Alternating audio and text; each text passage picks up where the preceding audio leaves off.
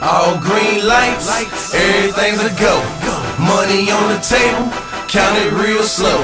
Pull up that rose, twist up that Cali Dro. When you hustle hard, no matter what is hitting for. Now go.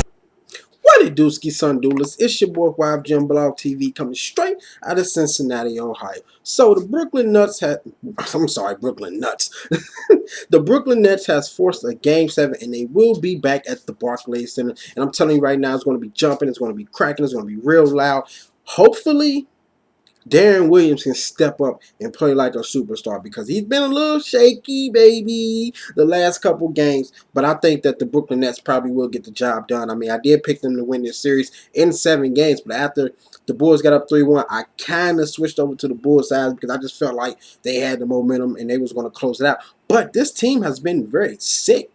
Everybody's sick on the damn team, you know. Just like tonight, for instance, Luol Deng didn't play because he's sick, and then Nate Robinson, he was on and off the court throwing up in the bucket. But overall, let me just talk about the game real quick. I'm not gonna make this video too long, but yeah, the Bulls may be in trouble come Game 7 because I'm pretty sure the crowd is going, the arena is going to be packed, and them boys are going to come out and play hard. They're going to try to end this game, but you know, it can go to either team, to be honest with you, because they both had moments where both teams get stagnant on offense. They just don't. They can't buy a bucket. They can't find the rim. You know, neither team can score. For instance, in the third quarter, the Brooklyn Nets, they had 12 missed field goals. The Nets was 4 from 19. So that right there, that you can't win a series if you're going to be shooting like that at all. And you can't win it. I mean, you just can't. It's just terrible. And the same way for the Bulls. You know, sometimes they get their momentum going, and then for some, they just can't score no more. And you know, they just can't miss shots. They can play good defense, but they can't make any, you know, shots. And overall, both teams, they didn't shoot great, but they didn't shoot badly either. I mean, if you look at the stats, most people was 5 for 12, 7 8. Okay, for instance, Gerald Wallace was 5 for 12. He had 15 points. Brook Lopez 7 to 18. He had 17 points. He's going to have at least a double the next game in order for the Brooklyn Nets to win. You got to step it up. Darren Williams was 5 for 12. Not too good, 17 points. Joe Johnson 7 to 13, 17 points. The bench, you know, they had some help. Andre Blatch had 10 points.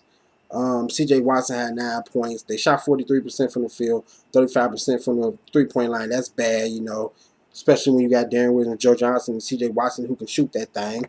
They was 5 and 14 from the three-point line, 41 rebounds, 21 assists, 9 turnovers, 42 points in the paint, 16 fast break points. Now the Chicago Bulls, they shot 40% from the field, 38% from the three-point line. That's not good. 72% from the free throw line, 48 rebounds, 23 assists, 16 turnovers. That's not going to help anything. They got kind of sloppy. At one point, I think they had 3 consecutive turnovers. I think that was in the third quarter or the fourth quarter. I believe it was in the third quarter.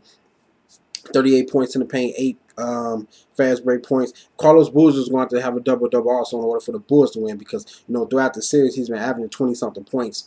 But he had 14 points. Jimmy Butler, 17 points. Joakim Noah had 14 points. Nate Robinson, 18 points. Bella Nelly had 22 points. Also could have tied the game up at the end. Great ending of the game. The bench, they didn't really have no bench. They didn't have no help. But yeah, pretty much the Bulls, they had their chances to win this game.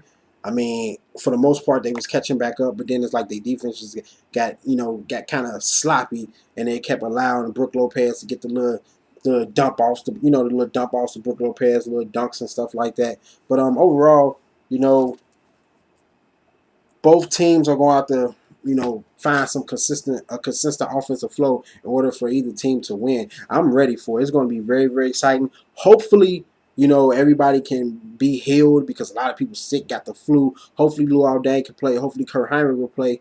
Hopefully, you know, Nate Robinson is healthy. I mean, you know, don't have the flu. And hopefully Derrick Rose will come back. I mean, goddamn. I mean, this dude just sit up there on the bench in his damn dress suit, clapping and jumping up and down. You can jump up and down and jump up and down in the damn game. But anyway, you guys tell me, who do you think is going to win Game 7? Is it going to be exciting? Are you going to go with the Bulls? Are you going with the Brooklyn Nets? Give me your reasons why you think, you know, either team can win. I'm going to go, for some reasons, like I want to trust in the Brooklyn Nets, but I'm going to go with the Chicago Bulls, man. I'm just going to go with the Chicago Bulls. Hit me up on Twitter. Hit me up on Facebook. Check out my previous videos. Comment, subscribe, like, favorite. Please do all that good shit. Tell a friend about me. And y'all know what to do, man. Oh, go to thatpiff.com, livemixtapes.com, and download MGM Grand by CJ De Niro. And once again, shout out to Lantana for getting that record deal. Deuces. And remember, guys and girls, make sure you click the subscribe button, watch the previous videos, and like the videos.